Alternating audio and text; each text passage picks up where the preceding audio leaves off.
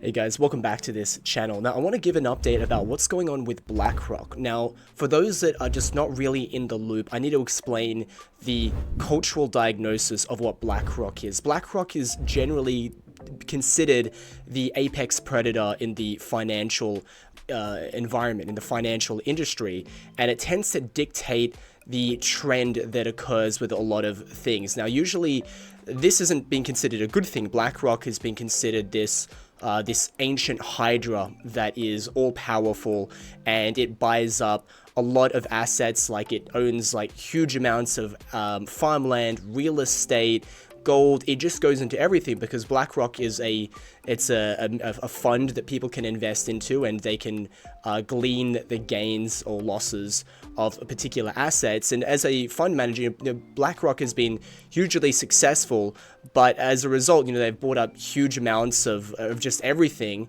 And it's been considered, a bit of a demon because it's done a lot of things. Like, for instance, like for those that aren't too fond of the DEI measures, well, when BlackRock invests in your company and they say, hey, look, if you want to, have our investment, you've got to follow these ESG things. ESG is, I forget what it exactly stands for, but I think it's like environment, social, gender equality, I don't know, something like that. But they had to do a lot of this woke stuff in order to be able to receive funds from BlackRock. So the reason why you see all these companies around the world being suddenly forced to do all this woke stuff is because of the investment they received from BlackRock. So BlackRock, I don't think is necessarily a good thing. I don't think these large conglomerates have a positive influence. They wield too much power, and I don't really think it's a good thing. But the point that I'm trying to make is they wield so much influence. Everyone, especially in the finance industry, dances to their tune. So when it comes to Bitcoin, when BlackRock is the one saying, hey, everyone should allocate 2% of their portfolio to Bitcoin, you've really got to pay attention to that because of the enormous influence that BlackRock has, not just over financial institutions, not just over companies, not just over retail investors, but also governments. Larry Fink has on speed dial most of the presidents in the world, including the United States one. And the fact that he is so bullish, Larry Fink that is on Bitcoin, is an enormous deal. Now, you could argue that he's just shilling his bags because, BlackRock is the largest ETF, I think, holder of Bitcoin. Distributor of like ETF. Sorry, I'm not sure the exact terminology to use, but like they are the largest one. Their IBIT shares. Let's look at the stats real quick.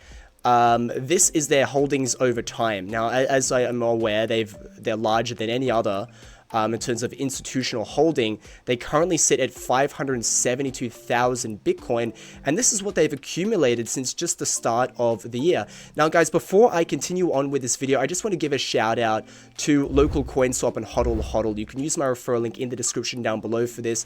This is if you want to buy cryptocurrency without KYC, if you want to use different kinds of payment methods, everything from Payoneer, Wise, Cash, Revolut. If you want to use those things to buy cryptocurrency and not be impeded by being forced to provide your personal ID to like a centralized exchange, make sure to use my referral link in the description down below.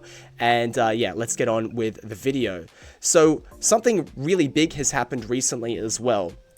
I mean, it's already pretty big news, but the fact is BlackRock has just bought $600 million worth of Bitcoin, which I assume is their biggest haul since they've started this. I mean, from what I understand, that's about 15% of what they've got. I mean, my maths could be a little bit choppy on that, but more or less, they had 500,000 Bitcoin, and they've just added 600 million. That really, I did the maths on this just beforehand. I mean, it's like 10-15% of their whole holdings, and they did it within a short period of time. I don't know if they fulfill these orders in like 2 seconds or a month or a week, I don't know, but it's such a huge amount to be adding in such a short amount of time, and it makes me guess, and a lot of other punters are guessing, that they've got some kind of inside information. And frankly, even with public information, who doesn't blame them? I mean, everyone's kind of on the same page about what's going on. Everyone understands how this whole inflation Ponzi scheme is working. Everyone is aware of this stuff, down from retail to the institution to the government. And now you've actually got a government that is quite red-pilled, for lack of a better word, on these particular issues. And I think BlackRock just sees some major things happening on the horizon, like many of us do. Bullish, BlackRock CEO Larry Fink says, if everyone adopted a 2% or 5% allocation, you could see Bitcoin at 700,000. He's essentially saying that your Bitcoin can get to 700K. I mean, this is going to be taken to mean, you know, like maybe this cycle, but yeah, I mean, he can always kind of use the get out of jail free card and say, well, look, I made the prediction in general not to be this year. I think a lot of people will take it for that, you know, people think it'll go up to 700K this year because of his prediction. But the point is, that's what he believes, and this is just, it's so wild to think that someone with so much influence is making price predictions, because this is the kind of thing that you do if you want to shill something, you know, like, so I've got this video right now, and you click the thumbnail, and the thumbnail, I haven't made it yet, but it's going to say something along the lines of, you know, BlackRock CEO says that Bitcoin is going to get, you know, Bitcoin's going to get to 700K. You know, and that's kind of like, has a shilling effect. People that see that think, oh, wow, I want to buy it now because it's going to go up. Well, I'm just some nobody on YouTube with like less like 1,000 subscribers. But, you know, Larry Fink has the ear of institutions of all types and governments, and he's the one that's saying it's going to get to 700K. How about all those governments and institutions around the world thinking, oh, wow, we could like 7x our money? You know, this has a huge impact. And again, I don't necessarily think it's for altruistic intentions. I mean, after all, he is a huge bag holder of Bitcoin. I don't know if bag holder is necessarily the right word to use, because I'm sure he's in massive profit. But obviously, the more people that buy, the better it is for him and his shareholders. So this is the effect of institutions getting into Bitcoin. They've now got to do some PR for the assets that they hold so they can pump their bags. And honestly, the inevitable result is probably towards the end of the year, as you know, the bubble starts to get pierced. You know, BlackRock and his institutional buddies are going to start dumping on retail. I think that is ultimately the end result of what this is. So when he says 700K, I wouldn't take that seriously. If he's got like really good information, it's probably like, he's probably got the information that it might go to 300K, maybe 200K, but he's got to create some big expectations, because I think the intention for him is to dump on retail. But I have no doubt in my mind that he really does believe in this technology, and this is the video that is kind of causing such a stir these days. Let's watch. If you're frightened of your debasement of your currency, or you're frightened of your economic or political stability of your country, you could have an internationally based instrument called Bitcoin that will overcome those local fears. And so I'm a big believer in the utilization of that as an instrument. And so if that becomes true, and you see that it could be a proper hedge against maybe hope security or equities. Yeah. The question is, could you see a 2 or 5% allocation? I was with a sovereign wealth fund during this week, and that was the conversation. Should we have a 2% allocation? Should we have a 5% allocation? If everybody adopted that conversation, but you know, it would be 500,000, 600,000, 700,000 per Bitcoin. So, I mean, again, someone could make the argument that he's just shilling his bags, but for him to have this information and then to say it publicly, I mean, it's kind of hard to believe that he isn't saying it with some kind of true conviction. I think he really does believe this. And if he's the, you know, the asset manager, essentially, of, you know, the largest, like, hedge fund, the largest fund in the world, I mean, I'm sure he's got to understand how monetary inflation works. I mean, surely he understands the role of the interest rates in, you know, providing cheap credit, essentially inflating the money supply. He's surely got to understand how this works. Therefore, it kind of makes sense that Bitcoin makes the most amount of sense to him, because he's very aware about the fact that the constantly inflating money supply is pumping the value of his assets and making him and his shareholders very rich. But at the same time, I'm sure he understands that the negative effect is that everything's becoming more expensive. The value of his assets are going up because of monetary inflation, but then once they're sold into fiat, it's just going to be subject to the same kind of devaluation that made his assets more valuable in the first place. So I'm sure he's very red-pilled about these Austrian economics issues, which would have been considered very niche before. And this goes back to my point about how many people are red-pilled about the financial system. Before, it would have been a very niche topic that was kind of discussed on a very niche corner of the internet. And over time, this has spread to more and more people, where I think from the very top to the very bottom, you've got all aspects of society that understand the absolute degeneracy and dysfunctionality of the current financial system.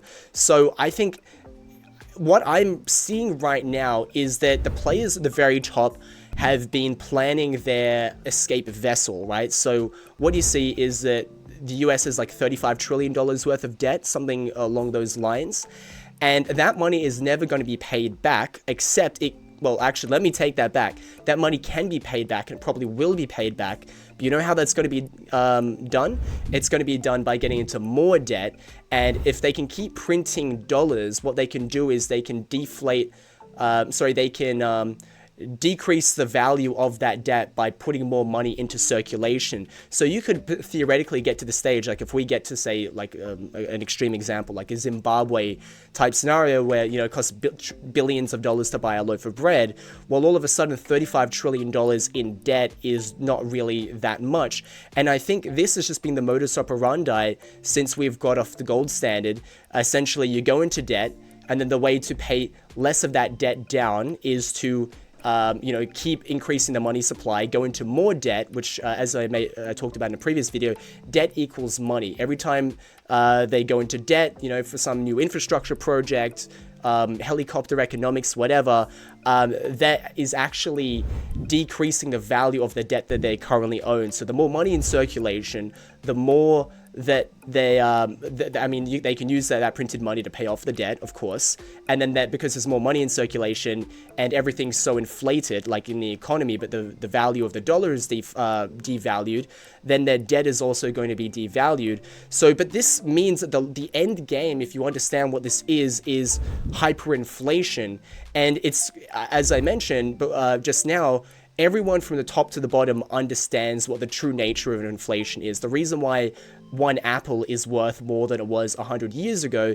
isn't because apples are more valuable, and it's not because we have less of them. In fact, our technology has made it so food and everything is just way cheaper than it should be. Like, we have the ability to make it so that, like, 90% of the population doesn't have to be involved in agriculture anymore, because technological proficiency has made it so you can produce an apple far cheaply. So why is it going up? Well, everyone knows it's because of monetary inflation. There's just more money that's just flowing around because of this money printing activity, and that is why the value of assets continue to go up, like Bitcoin, and it's why the dollar keeps going down. So when I talk about the escape vessel that the elites have been planning, Bitcoin was not on the agenda, I think, until like recently. They might have been learning about it, but the escape vessel was actually, drumroll, the CBDCs, which have just gotten banned.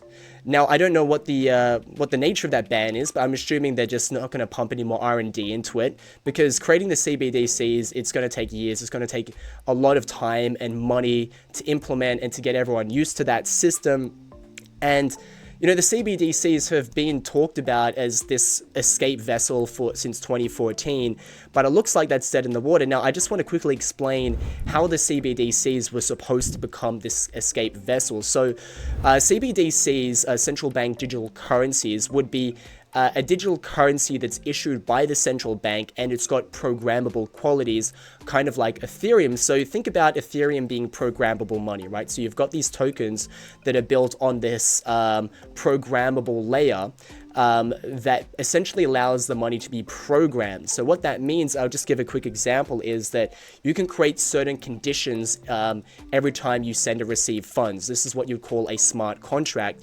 So imagine, just as a thought experiment, imagine I'm the government and I want to send out welfare checks to everybody, but because I want to stimulate the economy, what I can do is I can say, hey, look, I'm sending you out all like $300 every 2 weeks, but the thing is, every single day that you don't spend that money is going to devalue. So after 2 weeks of you not spending that money will basically go to zero, or it's going to be sent back to the sender or whatever. So everyone is forced to spend the money that they have, not save, and they can stimulate the economy. So what I'm trying to get at here is that the creators and managers of this central bank digital currency aim to have godlike powers over the economy, where they can do all kinds of little tricks they can use to stimulate the economy, unstimulate the economy, inflate the currency, deflate the currency, and this would be a way for them to continue their money printing exercises. Like, they can just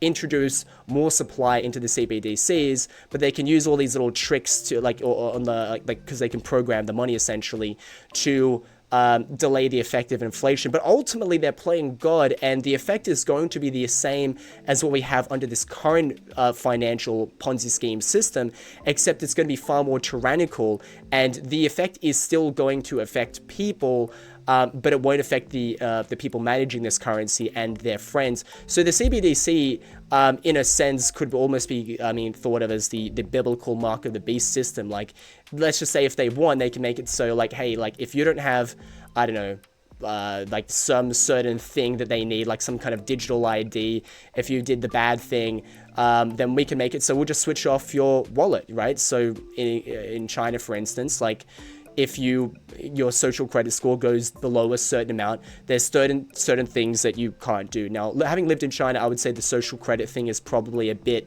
like, it's a bit of a fear-mongering thing, the West. I don't think it's as extreme as people think it is. But the reality is, like, with the CBDC system, you could implement something like that, right? So if someone's not a good citizen because they didn't do X, Y, Z thing, who knows what that thing could be, but if they could simply just shut off someone's ability to use their CBDC wallet, right? It's programmable money. Or they would make it so, hey, look, if every time that you send funds, it's only worth like 90% of its value, right? Now, these might seem like very far-fetched things, but the rollout of the CBDC is a huge threat to democracy and to the freedom of the individual. So that's why people have been complaining about this thing so much.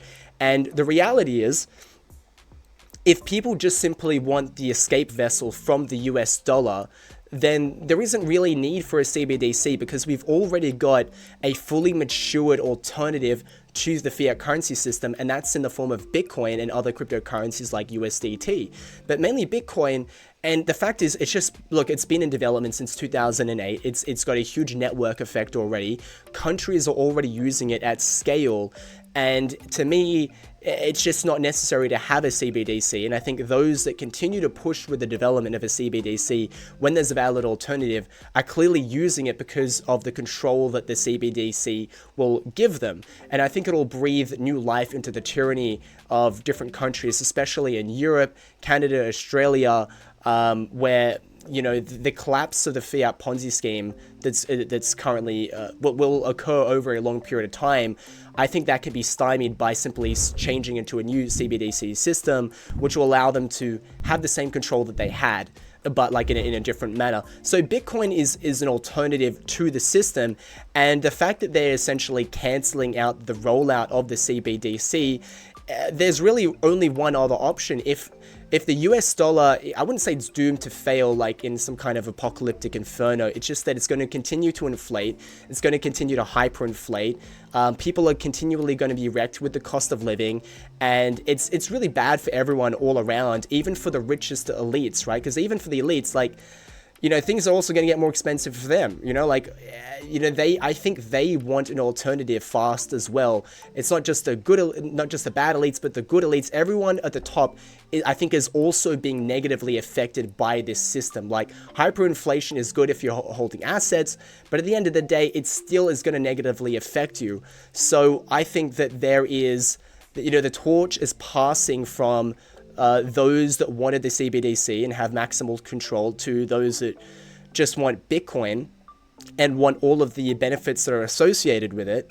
And I think this is maybe the direction the world is going. And frankly, it's a very white-pilling thing to think that the elites, maybe whatever thing they've got going on with them that might not be so good. I think they're just realizing, look, even if Larry Fink was evil, blood-sucking reptilian, right? I'm not saying he is, but let's just say even if he was, there's got to be some level of self-preservation that's taking place where he's like, look, this system isn't going to work. And even if I don't care about the common man, it's still affecting me. So I think that's why there's kind of like a bit of a vibe shift even going on with the elites, kind of just changing teams, changing their opinions about a lot of things that they would have had absolutely no care about before, So Trump banning the CBDC, well, the rollout of the CBDC, and the executive order to assess a strategic Bitcoin reserve, I think that's a bit more nuanced than him just buying up Bitcoin like, these institutions are. And then SEC rescinds SAB 121, paving the way for banks to hold Bitcoin. Now, that is a really big thing. I'm going to have to make a separate video about that. And that essentially is going to pave the way for new businesses, enterprises coming out in the US to be able to do various cryptocurrency businesses. Because at the end of the day, the on-ramp from fiat to crypto is so much bottlenecked into banks, but also just a few banks in general. And I think it's very hard to do crypto business, especially in the US. So when we've got some designated banks that will allow for crypto, I think there's just going to be so many entrepreneurs that are going to go to the US and, venture, these new businesses will start up in the US to take advantage of this, because we haven't really had this level of governmental adoption in any country besides El Salvador. And the fact that it's happening in the largest economy in the world, I think is an enormous boon. So I'm very excited for what's happening to Bitcoin. And yeah, that's it for this video, guys. If you like this video, make sure to subscribe, and do again check out my referral link in the description down below for local coin swap hodl. If you want to get peer-to-peer Monero without KYC, you can also use my referral link in the description below for BitPapa and Noons. And guys, I will see you next time.